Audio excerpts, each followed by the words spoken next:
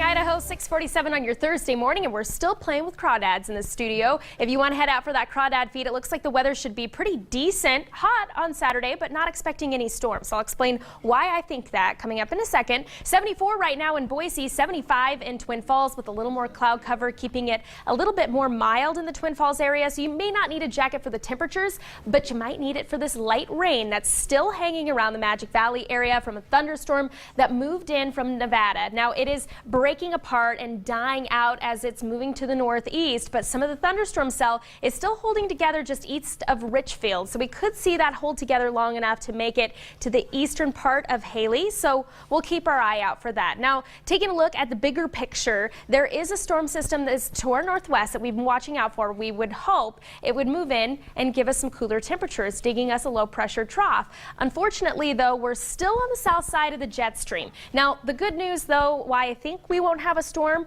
is that we're actually going to be in more of a westerly flow rather than a southwesterly flow, not bringing in that monsoonal moisture anymore, but some drier air from our west as this low pressure center heads off to the northeast. There's another low pressure center, though, that's going to come in behind this one, bump this one out of the way, and hopefully move into the northwest. At least that's what the models are predicting right now by the end of next week to cool those temperatures off closer to average for this time of year. But for the holiday weekend, what you need to know is that you're going to see very hot temperatures through Monday, Labor Day. Here's your forecast for today. High of 96 for Boise, a slight breeze in the morning hours, but it looks like the balloons should still fly about 7:15. Magic Valley looking at those 90-degree temperatures. Another hot one there, and maybe a slight breeze there as well. After the morning thunderstorms, though, should be clear for the rest of the day. There's still a chance of an isolated thunderstorm in the west central Boise Mountains today, and if we see that, heavy rainfall is possible as that monsoonal moisture is still coming in from the south. And in the east central mountains, right around 80 degrees for Stanley, Sun Valley,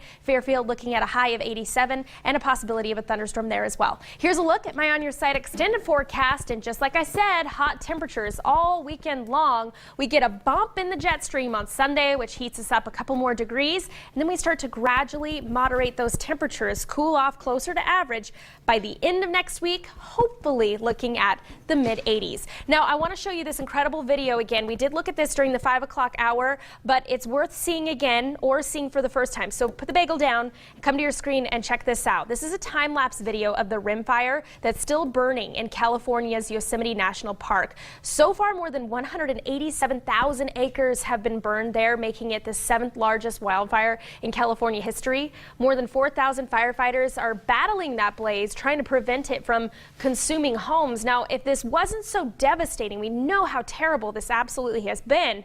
It is so gorgeous, this picture that is being painted for us here.